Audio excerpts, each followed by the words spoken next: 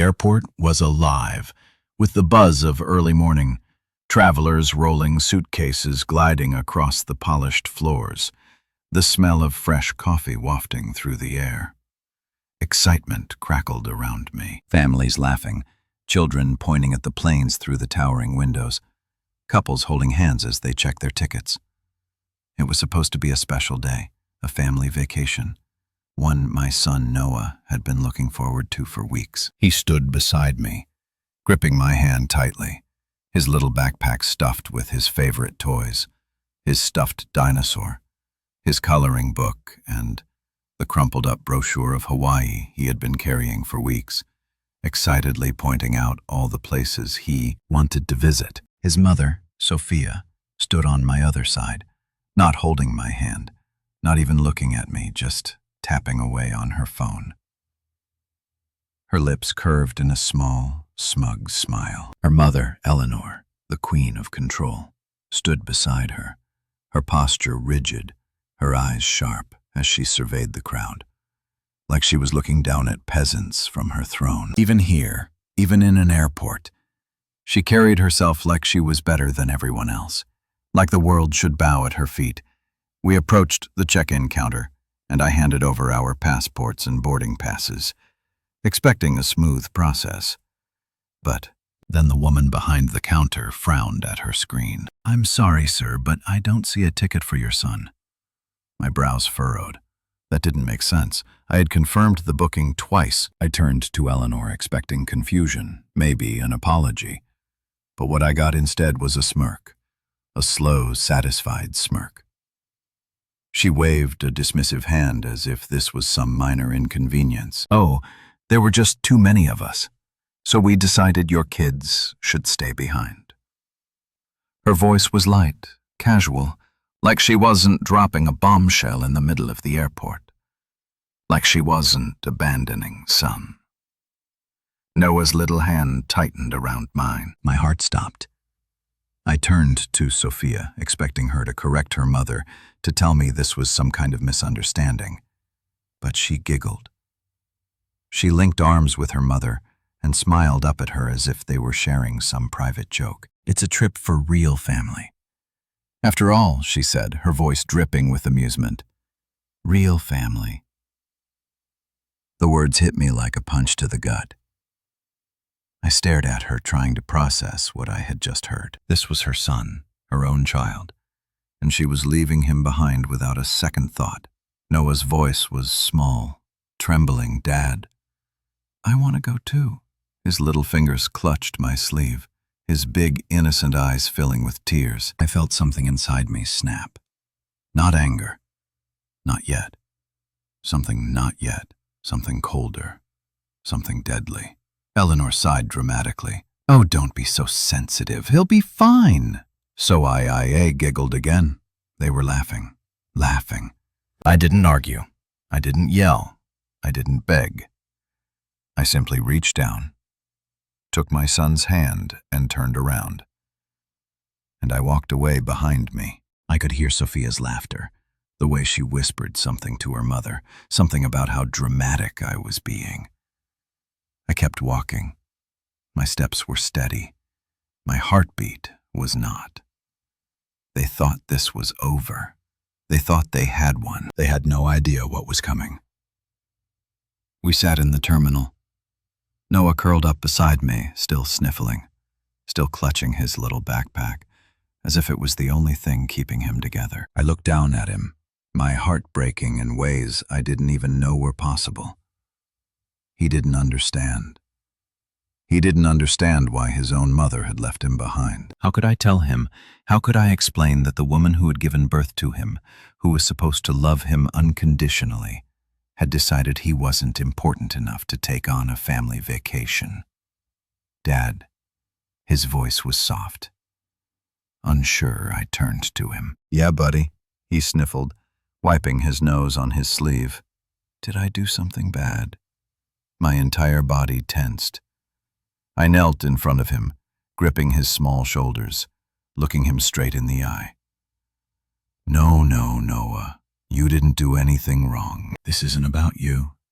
This is about them." His lower lip quivered then. Why didn't they want me to come? I took a deep, deep breath, steadying myself. He deserved the truth, because they don't understand what real family is. But I do. And at that moment, I made a silent promise. A promise that I would never let my son feel unwanted again. A promise that I would show him what real love looked like. A promise that I would teach him the difference between people who take and people who give. I pulled out my phone and made a quick call. Noah sniffled, looking up at me. "Who are you calling?" I smiled at him, my mind already working, my plan already forming. Someone who knows what real family is. 30 minutes later, we were on a flight, not to Hawaii, but to Disney World. And as I watched my son's face light up with excitement, I felt something I hadn't felt in a long, long time. Freedom. Sophia thought she had one. She thought I would just sit back and take it. She thought she had all the control, but she had just made the biggest mistake of her life. Because this wasn't just about revenge. This was about justice, and I was just getting started. Noah's quiet sobs were the only sound I could hear as we moved through the bustling airport. The world around us blurred. Laughing families clinking luggage, wheels, announcements echoing overhead. None of it mattered. All I could focus on was the way my son's small fingers clutched my hand, how his shoulders trembled with each breath he took. "Why didn't they want me to come, Dad?" His voice was barely above a whisper, but the weight of those words crushed me. I stopped walking and knelt in front of him, his big, innocent eyes filled with hurt and confusion, locked onto mine. He gripped the straps of his backpack, his knuckles turning white, as if holding on to it would somehow keep him from crumbling completely. "They don't understand what real family is, son," I said gently, brushing a tear from his cheek. "But I do, and I'm going to prove it to you." Noah sniffled, blinking up at me. He wanted to believe me, but how could he? He had just been abandoned by his own mother, cast aside like an afterthought.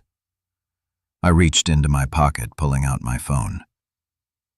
"Who are you calling?" he asked, his voice shaking. I smiled. Someone who knows what real family is. I pressed a button and waited as the phone rang a different destination. 30 minutes later, we were standing in front of a different airline counter. "2 tickets to Orlando, please." The woman behind the desk typed something into the computer and smiled. "Flying to Disney World, huh?" I looked down at Noah, his tears still fresh, but his curiosity sparking through the sadness. "Yeah," I said, squeezing his little hand. "We are." Noah's lips parted. In surprise, his grip on my hand loosened as realization sank in. "Really?" I nodded. "Really?" The woman handed us our tickets, and as I took them, I saw something in Noah's eyes that made everything worth it. Hope. By the time we boarded the plane, his sadness had transformed into excitement. He looked out the window, kicking his little feet against the seat, his hands gripping his stuffed dinosaur tightly. "Dad, do you think Mickey Mouse will remember me?" he asked, his voice filled with the innocence of a child who was finally allowed to dream again. I chuckled.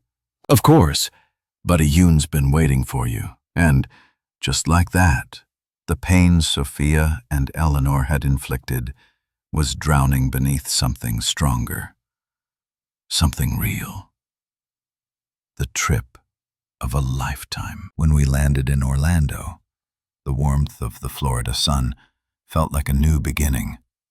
As we stepped out of the airport, Noah's eyes widened at the sight of palm trees swaying in the breeze, at the colorful Disney banners decorating the streets. "This is way better than Hawaii," he exclaimed, practically bouncing on his toes. I laughed. "Told you." The moment we arrived at the park, I knew I had made the right choice. Noah's sadness vanished the second he spotted Mickey Mouse in the distance. "Dad, look." He pointed, his face lit up with joy as he tugged on my hand. I barely had time to react before he took off, running, his little backpack bouncing against his back. I followed behind, watching as he ran straight into Mickey's open arms. For the first time in weeks, he was smiling, really smiling. And I felt something in my chest that had been missing for a long time. Happiness. The fathersome bond. We spent the entire day riding roller coasters, eating way too much cotton candy, and laughing until our stomachs hurt. Noah screamed with delight as we raced through Space Mountain. He waved excitedly at the parade floats, his eyes sparkling under the fireworks. He ran through the park with his Mickey ears slightly crooked, his laughter filling the air like music. And for the first time in years, I wasn't thinking about Sophia. I wasn't thinking about Eleanor. I wasn't thinking about the betrayal, the cruelty, the injustice of it all. I was thinking about this moment, about my son, about how much I loved him, about how he deserved better than the family who left him behind. As we sat by the castle watching the fireworks explode in the sky, Noah leaned against me, his head resting on my shoulder. "Dad, yeah, buddy, this is the best trip ever." I smiled, pressing a kiss to the top of his head. "Yeah, it is." And I meant it, because this wasn't just a vacation.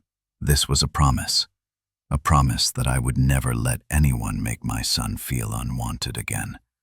A promise that I would show him that real love didn't come with conditions. A promise that I would never let him down the way his mother had.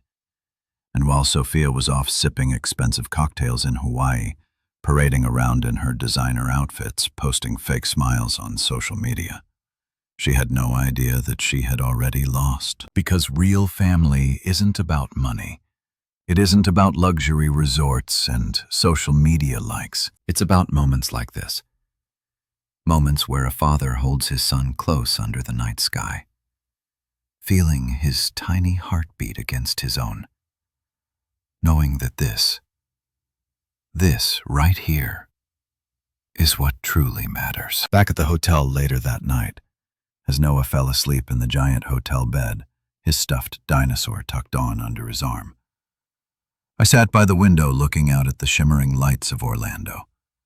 I reached for my phone and checked my messages. Nothing from Sophia, nothing from Eleanor. No calls, no concern.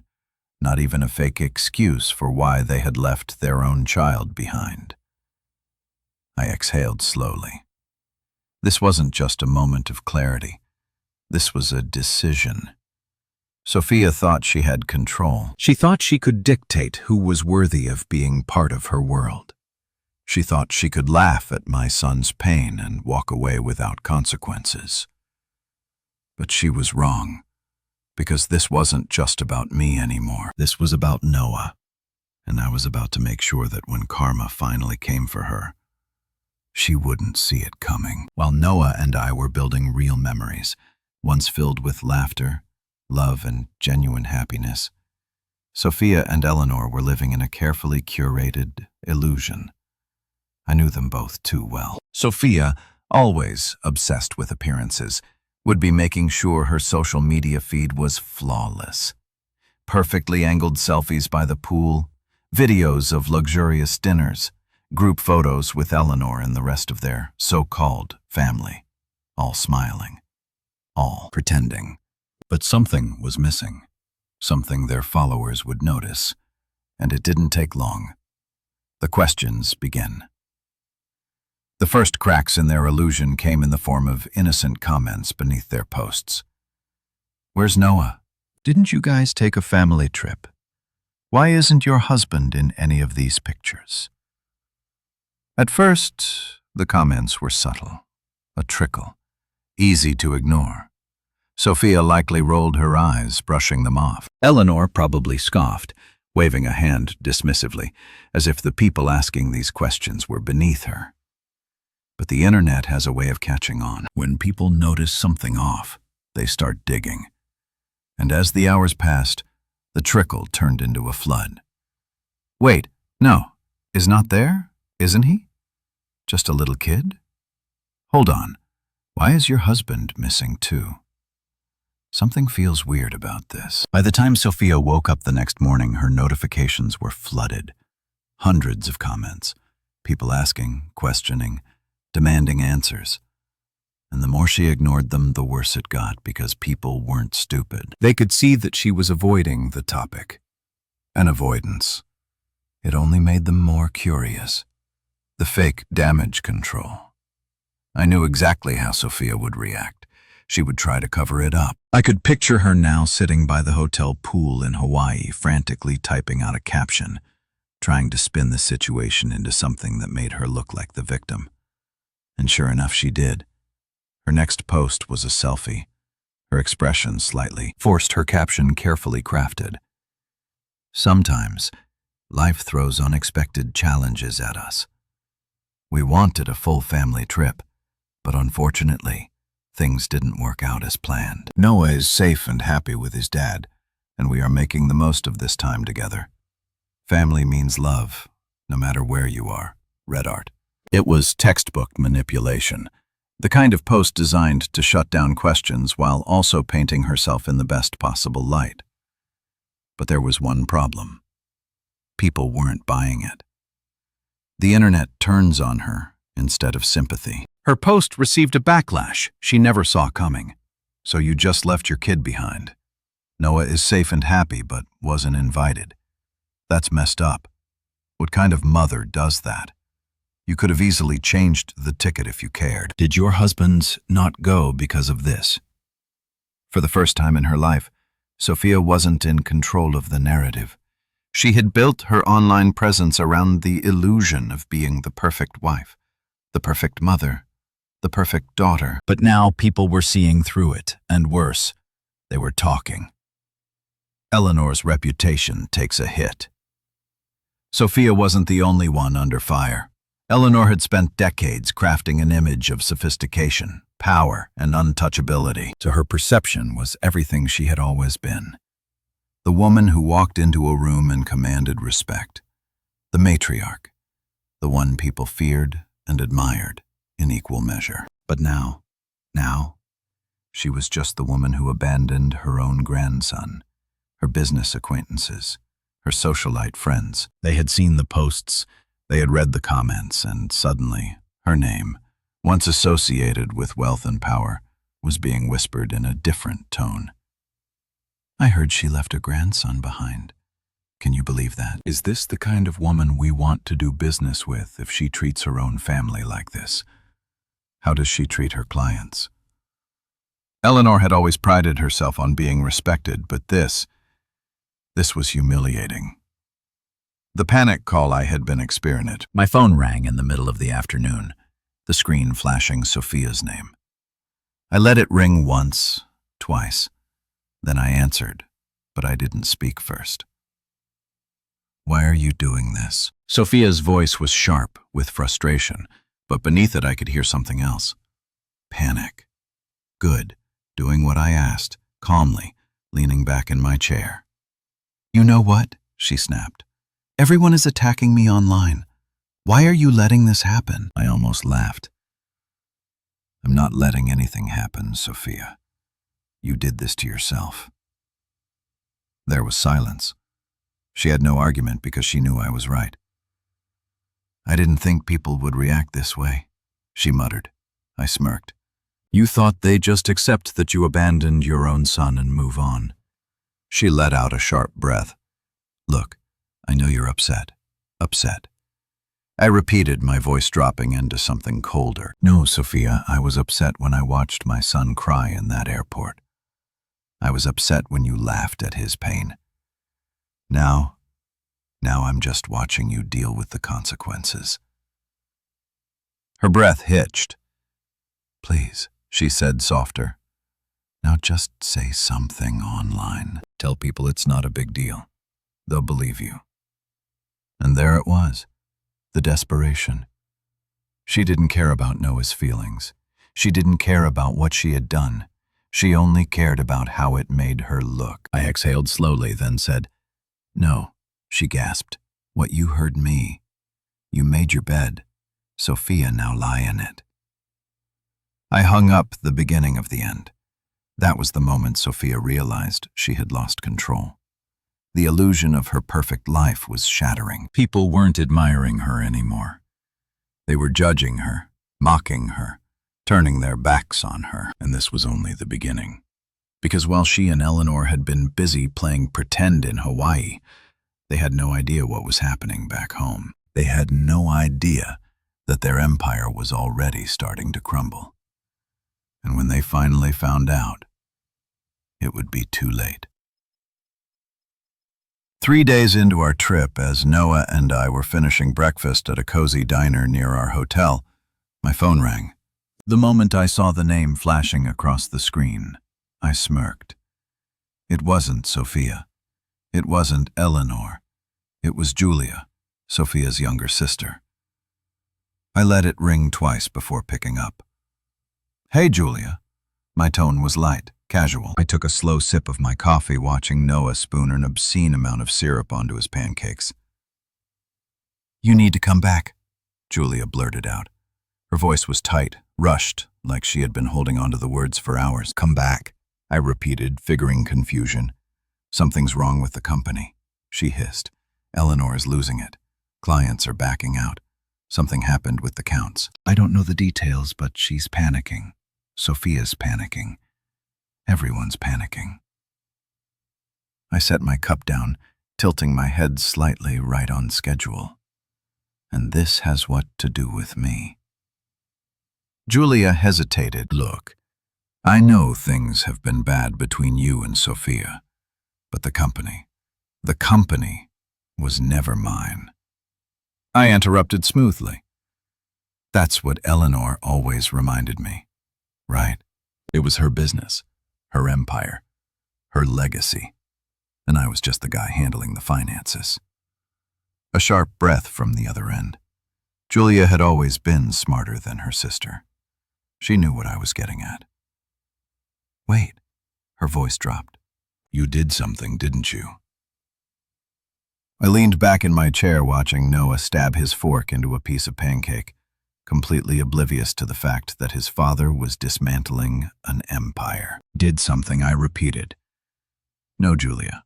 I just stepped back, like Eleanor always said I should, silence." Then a barely there whisper. Oh my God, the domino effect. Eleanor's entire business had thrived because of me. She may have had the connections, the charm, the ruthless ability to manipulate people, but I was the one who made sure her financial house of cards didn't come crashing down. For years I had managed everything: taxes, payroll, investments, liquidity. She made reckless business decisions, but I was always there to fix them. And the moment I saw the way she and Sophia laughed at my son's pain, I made a decision. I wouldn't fight with them. I wouldn't argue. I would simply remove myself from the equation. And once I did, everything would start falling apart. The financial collapse, it had started small, almost unnoticeable. A routine tax audit flagged a few inconsistencies in Eleanor's reports. A client, frustrated with a delayed payment, pulled out of a multi-million-dollar contract, a real estate investment, one I had previously protected from volatility, suddenly started hemorrhaging money. And then the business account was frozen. Not by me, by the government. Because the moment I pulled out my personal shares, the financials no longer made sense. Eleanor's accountants scrambled to fix the numbers, but it was too late. They were already under investigation. Back to the call. Julia's voice came back. Frantic look. "I don't know exactly what you did, but Eleanor is losing it. I've never seen her like this. And Sophia, she's freaking out because people are turning against her online." "Good," Julia let out a frustrated breath. "Are you serious? The business is about to collapse. The lawyers are involved. The IRS is looking into things. This is bad, man." "I'm sure it is," I used. "You have to come back. Eleanor's demanding you fix this." I chuckled the audacity. Oh, now she wants me back after all these years of acting like I was just some necessary inconvenience. After telling me I was lucky to even be a part of her family after leaving my son behind like he was nothing. I get it, Julia said quickly. I do, but you can't just let them fall apart like this. I leaned forward, resting my elbow on the table. Julia, I'm on vacation. Vacation? She practically screeched. With my real family, I added smoothly. Then, before she could say another word, I hung up. Meanwhile, in Hawaii, I could only imagine what was happening in their overpriced resort suite. Sophia and Eleanor pacing the room, their phones buzzing non-stop, the stress written all over their faces. Sophia refreshing her Instagram, watching the hate roll in her hands, shaking as she tried to type another damage control post. Eleanor dialing lawyers demanding solutions, only to be met with dead ends. The moment they had mocked my son, they had sealed their fate. And now they were finally paying the price. The difference between us. That night, while they were drowning in stress, I was sitting on the balcony of our hotel room, watching the fireworks explode over Cinderella's castle. Noah sat beside me, his head resting against my shoulder, still wearing his Mickey ears, his small hand gripping mine. Dad. Yeah, buddy. Are we going to go on trips like this more often? I smiled absolutely because I had finally realized something. Sophia and Eleanor had never been my real family. They had been leeches taking for me, disrespecting me and expecting me to always stay. But now I was finally free and them. Their world was burning, and the best part, I wasn't lifting a finger to stop it. The next morning when I woke up, I checked my phone, missed calls from Sophia, from Eleanor, from their lawyers, and then a single text message from Sophia. Please just talk to me. We need you. I was wrong. I stared at the message for a long moment. Then, with a slow smile, I typed back a single word. No. And I turned my phone off, because I was done cleaning up their messes. This was their problem now, and they could burn in it. The morning after I ignored Sophia's text, I woke up to the sound of Noah's soft breathing beside me. His tiny body curled up under the blankets. The Florida sunlight poured in through the hotel curtains, painting golden streaks across the room. I stretched, exhaled, and smiled. It had been a long time since I had woken up feeling this at peace. No tension in my chest, no stress weighing me down. No waking up to the sound of Sophia sighing in disappointment, rolling over in bed as if my mere presence annoyed her. For the first time in years, I felt free. Then my phone buzzed. I reached over and checked the screen, already knowing what I would see. 17 missed calls, 6 from Sophia, 5 from Eleanor. The rest, they lawyers. I chuckled. The panic was setting in good. Let them sweat. Eleanor's empire crumbles.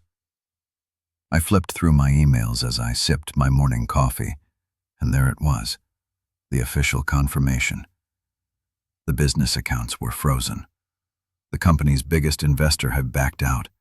The IRS was now fully involved. Eleanor's entire real estate empire, the one she had spent decades building, the one she had used as a weapon to control people, was unraveling faster than she could salvage it. And all of it because I had simply walked away. I had never needed to fight them.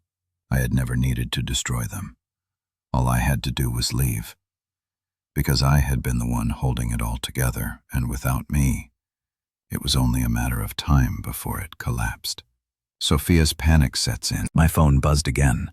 A new text from Sophia. Please, we need to talk. I ignored it. A few minutes later, another message popped up. I was wrong. Okay, I see that now. Just call me.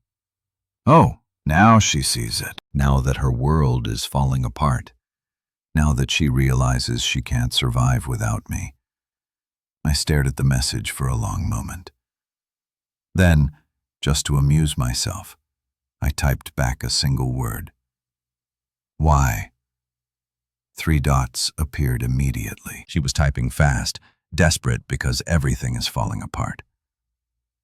Mom's business is on the verge of bankruptcy. The lawyers say the IRS is coming after her. I don't know what you did, but we need you to fix this. I smirked the irony of it. All 4 years, I had been the invisible problem solver, the one in the background, the one they never appreciated, never respected. Yet they had always relied on me, and now they were realizing just how much. The bank account shock. A few hours later, while Noah and I were standing in line for another ride at Disney World, my phone buzzed again. This time it was a call from Sophia. I let it ring twice before answering what I said casually. Her voice was frantic. My account. Where is my money? She finally noticed it's gone, Sophia. I said simply gone. What do you mean, gone? You controlled our finances. You had access. You didn't? She stopped because she already knew the answer. You never bothered to check, did you? I used. What did you do? She demanded, her voice shrill. I took back what was mine. I said you spent years spending my money like it was yours. That's over now. She gasped, realization hitting her like a truck, but I don't have anything left. I smiled exactly. Her breath hitched. You can't just cut me off like this. What about Noah? At the mention of my son's name, my amusement vanished. Noah is fine, I said, my voice dark. He's safe. He's happy. Something you never cared about. That's not fair, she snapped. I was just trying to have a good trip. I didn't think. No, I interrupted coldly. You never think, Sophia? That's the problem. I hung up, and for the first time ever, I didn't feel guilty. Eleanor's desperation. That night another call came through. This time it was Eleanor. I debated ignoring it, but curiosity got the better of me. I picked up. Ah, so you finally decided to speak. I said smoothly. There was no arrogance in her voice this time, no condescension. There was only desperation. You win, she said, her voice shaking. Is that what you wanted to hear? I smiled. She had never sounded so weak before. I don't know, Eleanor. I said, leaning back. What exactly do I win? She inhaled sharply. Fine. I'll apologize. I'll do whatever you want. But we need you to come back. The company was never mine, I said, cutting her off. That's what you always reminded me. Remember, it was your business, your legacy, your decisions. You didn't need me until you did. She was silent. I continued. You took me for granted, Eleanor. You thought I was just some fool you could use. And the moment you didn't need me anymore, you and Sophia threw me away like I was nothing. It wasn't like that. She snapped, anger replacing her fear. It was exactly like that. I said, my voice calm and steady. Silence stretched between us. Then she did something I never thought I'd hear from her. Please, she whispered. I need you to fix this. I closed my eyes. For years, this woman had controlled everything. She had built an empire by stepping on people, by manipulating them, by using them. And now she was powerless. She had lost everything. I'm sorry, Eleanor. I said, faking sincerity, but I'm on vacation with my real family, and I hung up because, for the first time in my life, I realized something. I never needed them. They needed me. And now they were about to learn what life was like without me. A week after Noah and I returned home from our trip, the doorbell rang not once, Not twice, but frantically, like someone was trying to break into the house through sheer persistence. I already knew who it was before I even looked through the peephole. So, Sophia and Eleanor. They stood outside, disheveled, desperate, their polished arrogance shattered into something pathetic. Sophia clutched her designer purse like it was the last expensive thing she owned, while Eleanor, once the untouchable matriarch of a business empire, had an expression I had never seen before. Defeat. I took my time opening the door. Let them wait. Let them feel what it was like to be ignored, discarded, just like they had. Done to my son. Finally, I pulled the door open and leaned against the frame, crossing my arms. What do you want? Sophia exhaled shakily. Please, we need to talk. Eleanor, ever the proud one, refused to meet my gaze at first, but I could see the tremor in her hands, the way her breathing was uneven. The power was gone. The confidence was gone. Good, I told you. I said, my voice cool. I'm done cleaning up your messes. Sophia stepped forward, her eyes wide and desperate. I made a mistake, I see that now. We shouldn't have left Noah behind. We weren't thinking. I let out a short laugh. Oh no, Sophia. You were thinking exactly the way you always do. Selfishly. Her face twisted, shame creeping in. But Eleanor finally spoke up, her voice sharper. What do you want? We'll do anything. I raised an eyebrow. We'll do anything. That's rich coming from you, Eleanor. The last time I checked, I was nothing more than a lucky inconvenience to your family. Eleanor inhaled sharply for her pride, wearing with her desperation. Sophia clutched my arm. Please, I don't know what to do. Everything is falling apart. She wasn't lying. The news had already spread. Eleanor's business empire had collapsed. Bankruptcy was imminent. Clients had abandoned her. Investors had pulled out. And her properties were bleeding money faster than she could stop it. And her perfect reputation destroyed. Sophia wasn't faring much better. The money was gone, her social life ruined, and all those people who used to praise her for being an independent woman had disappeared overnight. Neither of them had anything left, and they had no one else to turn to. I stepped back, letting their words sink into the empty space between us. I wanted them to feel this silence, to feel the power shift, because, for the first time in their pathetic, entitled lives, they weren't in control anymore. I was, and they knew it. The divorce papers. I reached inside my house and grabbed an envelope from the entryway table. Sophia's eyes flickered with hope, but the moment she saw the contents, her face crumbled. Divorce papers. Her hands shook as she took the envelope. You're ending this? Just like that? I nodded. No, Sophia. You ended it. The moment you laughed at your own son's pain. Her lip trembled. She tried to compose herself, to summon the charm, the manipulation tactics she always used to get what she wanted. But this time it wasn't working. She had nothing left to offer. No wealth, no status, no control. Eleanor let out a frustrated breath, stepping forward. This is ridiculous. You're willing to throw everything away over some petty revenge. I tilted my head, said, petty revenge. I repeated my voice. Calm. Dangerous Eleanor's face twisted in irritation.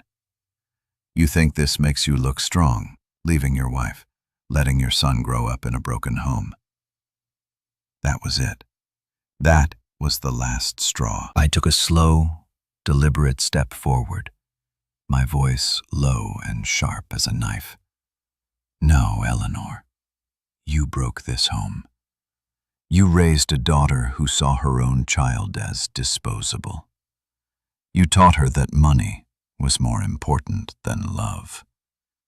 You did this, not me. Her mouth opened, but no words came out, because she knew she had lost. She knew this was over. Sophia let out a shaky breath. What happens now? I met her gaze. You sign, and then you leave. Tears welled in her eyes. She opened her mouth like she wanted to argue, but she didn't. She just nodded. I handed her a pen, and in shaky, uneven strokes, she signed, just like that. It was over. Sophia let out a shaky, broken breath, staring down at the papers like she still couldn't believe it. So that's it, she whispered. I nodded. That's it. I turned and looked at Eleanor, who stood stiffly, her hands clenched into fists at her sides. She thought she could control this. She thought she could manipulate me one last time. But now she was powerless, and she knew it. I exhaled, slowly stepping back inside my house. You can leave now. Sophia's face fell apart completely, but I didn't stay to watch it. I closed the door, and I didn't look back. The end of an era. I leaned against the door, listening as their footsteps retreated, listening as they realized that the world they had built, the world they had used to control and manipulate people, was gone. I took a deep breath, letting the silence settle around me. For years I had felt trapped in that marriage, in that toxic family. For years I had let them belittle me, mock me, treat me like I was nothing. But now I was free, and they were the ones left with nothing. I walked into the living room, where Noah was playing with his toys, his face lighting up as I entered. Dad, look, I built a castle. I smiled, sitting down beside him. That's amazing, buddy, because this was real family. Not money, not power, not manipulation. Just love. And as I sat there with my son, I finally understood something. The best revenge isn't destroying someone. It's watching them destroy themselves. The divorce papers had been signed. Sophia and Eleanor were gone. And for the first time in years, my house, my home, felt like mine again. No more suffocating tension. No more waking up with a sinking feeling in my chest. No more walking on eggshells, bracing myself for Sophia's sharp remarks or Eleanor's disapproving glares. Noah and I had settled into a new, normal breakfast was peaceful. Laughter filled the house instead of passive-aggressive silence. And most importantly, Noah was happy. But I knew it wasn't over.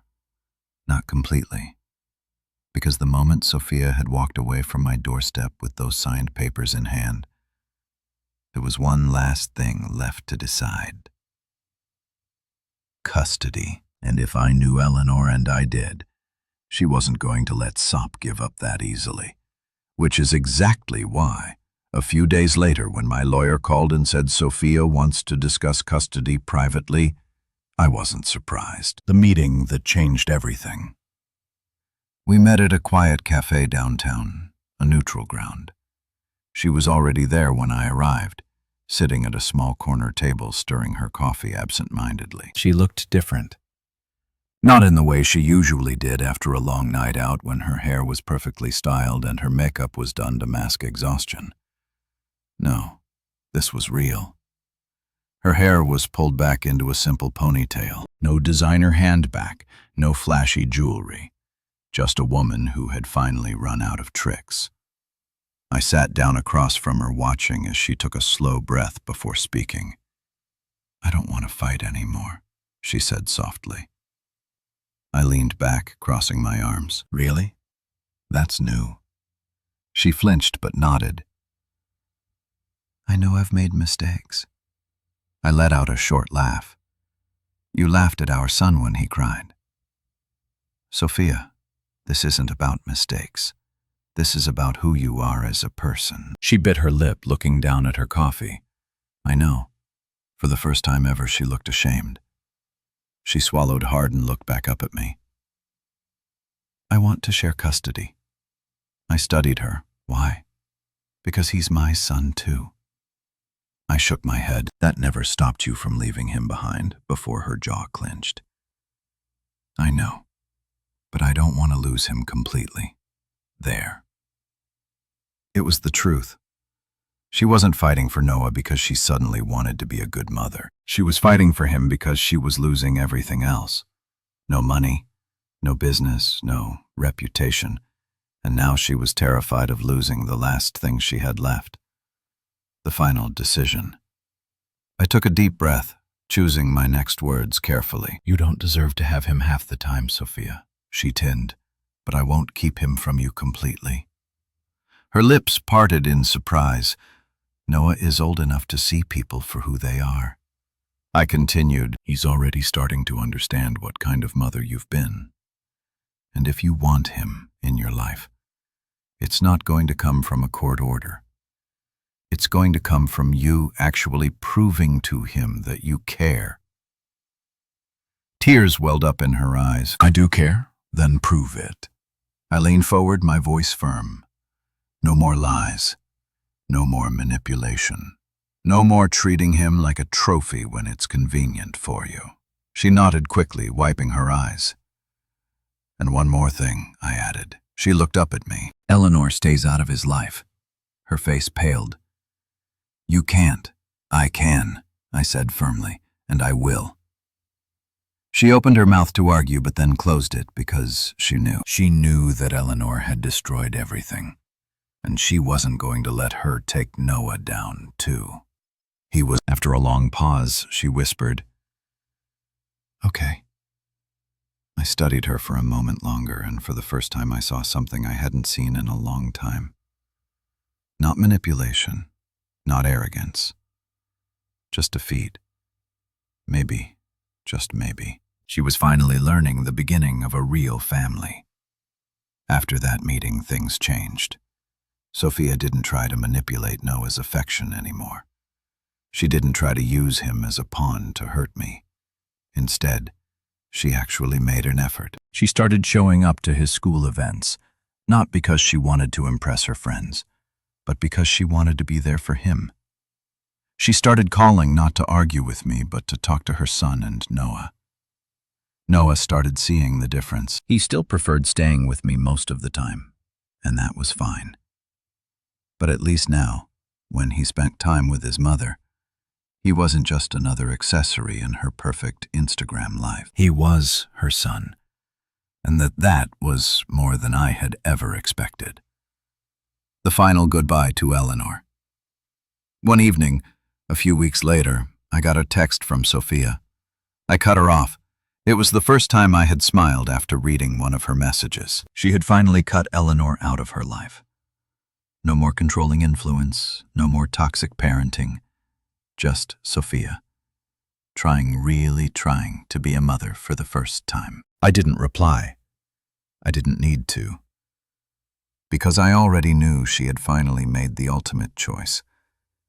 And maybe, just maybe, she was better for it. Months later, as I watched Noah run around our backyard laughing as he chased the dog, I felt something deep in my chest. Not bitterness. Not anger, just peace. Sophia had learned her lesson. Eleanor had lost everything, and Noah. Noah finally had a home filled with love, not conditions, and that was the only victory that ever mattered. Because sometimes revenge isn't about watching people burn. Sometimes it's about building something stronger in the ashes. The silence in my house was different now. It wasn't the tense, suffocating quiet that used to settle between Sophia and me. It wasn't the heavy weight of unspoken resentment or the empty space left by the absence of warmth. No, this silence was peaceful. It was the sound of a house that wasn't filled with judgment, manipulation, or power plays. It was the sound of freedom, and, best of all, it was the sound of a home that finally felt like mine. Life without them. It had been months since Sophia signed the divorce papers. Months since Eleanor had been cut out of my life, and in that time everything had changed. For the first time in years, I could breathe. No waking up to Sophia scrolling through her phone in bed, judging me with a single glance. No more last-minute demands for expensive gifts, extravagant dinners, or social events that felt more like business transactions. No more Eleanor treating me like I was lucky to be in her daughter's life, like I was some accessory she tolerated out of obligation. They were gone, and yet I had never felt more whole, building a future for Noah. Noah adjusted better than I expected. At first, I worried. Would he feel the absence of his mother? Would he blame me for the way things had turned out? But then I saw something in him that I hadn't seen before. Happiness. A weight had lifted from his small shoulders. He didn't have to tiptoe around his mother's moods, didn't have to deal with the passive-aggressive sighs, the constant reminders of how busy she was. Instead, he laughed more. He played freely. He stopped flinching when he spilled something, stopped looking over his shoulder like he was waiting for a scolding that never came. And when he was with Sophia, he started setting boundaries. He no longer begged for her attention. He no longer accepted being second place, and that was all I had ever wanted. For him to know his worth, to know that love wasn't something you had to fight for. It was something you were given freely. The moment it hit me one evening, I was sitting on the couch watching Noah play with his Legos. He was completely focused, his little tongue sticking out as he carefully stacked the pieces, lost in his own world. And then, out of nowhere, he looked up at me and grinned. "Dad, you're happier now." I blinked. "What do you mean, buddy?" He shrugged, turning back to his Legos. "You laugh more now. You used to be sad a lot." I opened my mouth, then closed it because he was right. I had been sad for years. I had let myself live in a relationship that drained me. I had convinced myself that this was just how things were, that it was better to stay than to start over. I had accepted misery as normal, but now I was free. And my son saw it before I even did. I reached out and ruffled his hair. "You know what, Noah? You're right." His grin widened. "Told you." And just like that, it hit me. This was it. This was the life I was meant to have. A life without toxicity, without manipulation, without people who only cared about what I could give them. A life where I could be myself. A life where I was enough. What happened to them? I hadn't heard from Eleanor in months. Her business had crumbled beyond repair, her reputation destroyed. The once powerful woman who had controlled everything around her had been reduced to nothing. And the best part? She had done it to herself. She had thought she was invincible. She had thought she could control everyone and everything around her. But when the foundation of her empire was built on lies, manipulation, and deception, it was only a matter of time before it collapsed. As for Sophia, she had changed. Not completely. People like her never fully change. But she had learned she had lost everything she thought mattered. The money, the power, the perfect image. And in the aftermath, she had been forced to rebuild herself. She had stopped trying to impress strangers online. She had stopped chasing an image of success that had never been real. And for the first time, she had actually started being a mother. She still wasn't perfect. She never would be. But at least now, she wasn't trying to use Noah as a prop in her fake, perfect life. She was just trying. And that was enough. The freedom of moving on. One afternoon, as I was grocery shopping, I saw Sophia at the end of the aisle. She spotted me at the same time for a moment. I thought she would turn and walk away, but instead she offered a small nod. Not arrogance, not fake politeness, just acknowledgement. A quiet, unspoken understanding that we had both moved on. I gave her a nod back and kept walking because I didn't need anything from her anymore. I didn't need an apology. I didn't need closure. I had already the best revenge. They say the best revenge is living well and for a long time. I didn't believe that. For a long time, I thought I needed to prove something to make sure that Sophia and Eleanor suffered as much as they made me suffer. But now I understood the best revenge wasn't ruining them. It was watching them ruin themselves. It was knowing that I had escaped. It was waking up every morning in a house filled with love and laughter instead of one filled with resentment. It was knowing that my son would grow up in a world where he was cherished, not used as a pawn. It was freedom. It was peace. And that was better than any revenge I could have ever dreamed of. The weight of the past was finally lifting. For years, I had felt trapped in a toxic marriage, trapped in family that saw me as nothing but a tool, trapped in a cycle of giving while they took without gratitude. But now I woke up without dread. Now I lived in a home filled with laughter instead of tension. Now I had peace. And the best part, the people who tried to break me were now falling apart themselves, watching the empire crumble. It started small. A headline in the business section of the newspaper.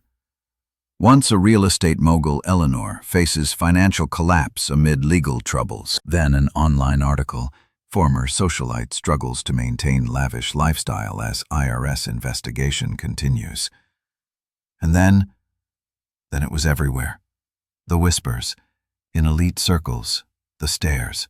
When Eleanor walked into a room, the judgment from the very people who once idolized her. She had spent her whole life building an empire, crafting an image of a woman who was above everyone else, only to watch it all come crashing down. Her money gone, her power diminished, her reputation ruined, and now she was nothing more than a cautionary tale. And the best part? I didn't have to lift a single finger to make it happen. She had destroyed herself. Sophia's fall from grace. Sophia was no better off. Her social media, once filled with carefully curated perfection, had gone quiet. No more photos of extravagant trips, no more designer outfits, no more posts about the perfect life she had once flaunted. Why? Because there was nothing left to show off. The money was gone. The friends who once clung to her, who showered her with praise and admiration, had vanished the moment she was no longer useful. And Sophia, who once believed she was untouchable, was now just another person trying to pick up the pieces of a life she had shattered. She wasn't homeless. She wasn't destitute. But for the first time, she was just like everyone else. And I knew that was her worst nightmare. The attempt at reconciliation. I knew it was coming. It was only a matter of time before Sophia tried to reach out again. And sure enough, one evening, as I was finishing dinner with Noah, my phone lit up. "Sophia, can we talk?" I stared at the message for a moment, debating whether to ignore it, but curiosity won. So I responded, "Me, about what?" A few minutes later, my phone rang. I answered, but didn't say anything. I wanted her to speak first. I wanted to apologize," she said finally, her voice softer than I had ever heard it. I leaned back in my chair, watching Noah doodle at the table. "For what exactly?" she sighed. "For everything. For the way I treated you. For how I treated Noah. For what we did at the airport." Her voice cracked slightly, and for the first time it didn't sound calculated. It sounded real. "I lost everything, you know," she whispered, and I realized too late what actually mattered. I exhaled, running a hand through my hair, and what mattered? Sophia. There was a pause. You, Noah, family. I closed my eyes for a moment, letting her words settle. Would this have meant something a year ago, maybe? But now? Now I didn't need an apology. I didn't need her to realize what she lost, because I had already moved on. I'm glad you figured that out, I said finally. Does that mean we can fix this? She asked. Almost hopeful, I let out a quiet laugh. Sophia, there's nothing left to fix. The silence on the other end was deafening, and then after a few seconds, she whispered. I figured you'd say that she sniffled, but I could tell this time it wasn't manipulation. This time she was actually feeling the weight of what she had lost. Take care, Sophia, I said quietly, and then I hung up. I didn't look at my phone again. I didn't need to, because for the first time in years I had all the closure I would ever need. A new legacy. The next morning I woke up early. I made pancakes for Noah. I helped him pack his school bag, made sure he had his favorite snack, and drove him to school, while we sang along to his favorite songs. And as I watched him run inside, waving at his friends, I realized something. I was happy. Not just content, not just relieved that the nightmare was over, but truly, deeply happy. And that was a feeling I never thought I'd have again. Because while Eleanor was drowning in the consequences of her own greed, while Sophia was learning the hardest lesson of her life, I was here building a real life, a real home, a real family. And I didn't need money, status, or power to have that. I just needed peace. And now I finally had it. The final realization, later that evening, as I sat on the back porch with a beer in hand watching the sunset. I thought about everything that had happened, everything I had lost, everything I had gained. And I realized something. The best revenge. It wasn't about ruining them. It wasn't about getting even. It was this. Sitting here knowing that I had walked away with my dignity intact, knowing that Noah had a father who loved him unconditionally, knowing that I had escaped the life that would have drained me dry. That was the real victory, because karma had already taken care of the rest. The sun dipped below the horizon, painting the sky in hues of orange and purple as I sat on the porch, a quiet sense of contentment settling deep within me. For the first time in what felt like a lifetime, I wasn't burdened by the weight of someone else's expectations, someone else's manipulations, someone else's needs. I was here, in this moment, at peace. Noah was playing in the backyard, his laughter carrying through the crisp evening air. He wasn't worried about being ignored or left behind.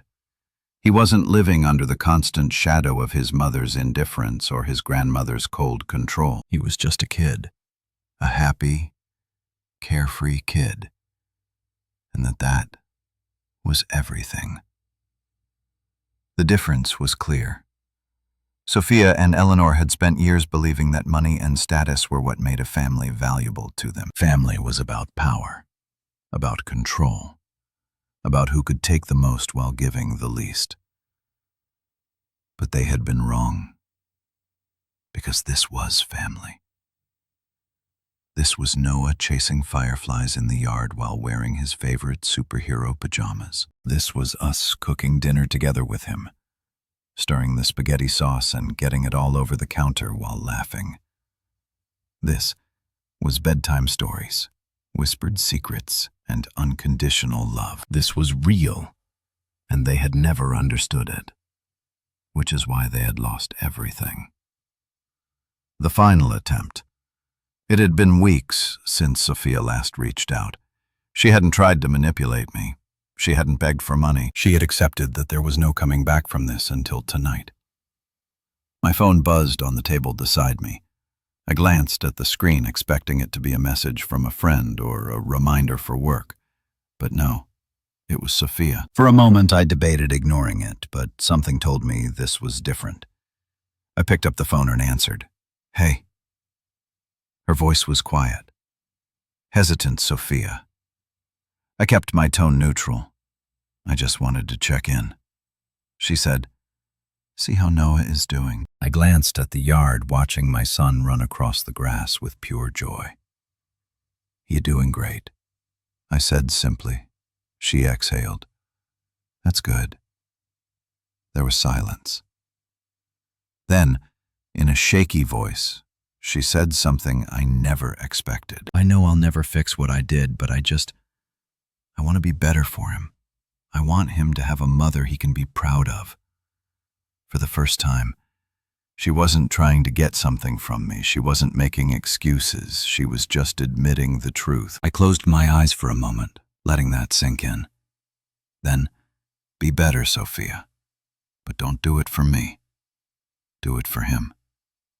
She sniffled. "Yeah, I will." And then, for the first time in years, I heard something in her voice that I had never heard before. Sincerity. Maybe she would change, maybe she wouldn't.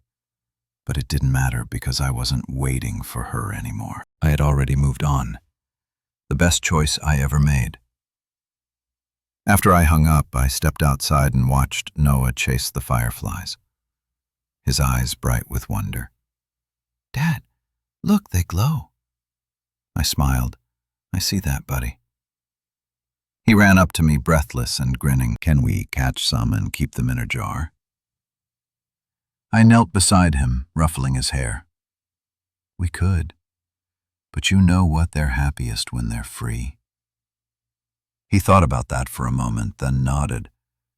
"Yeah, I guess you're right." And just like that, I realized.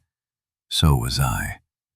For years I had felt trapped, convinced that I had to stay in a life that wasn't mine. But the moment I chose freedom for myself and for Noah, everything changed. I didn't need revenge. I didn't need to watch Sophia or Eleanor suffer, because the real victory wasn't in their downfall. It was, in this moment, a peaceful night, a happy sun, a life filled with love instead of obligation. And for the first time in a long, long time, I knew I had made the best choice I ever could. I had chosen us, and we had won.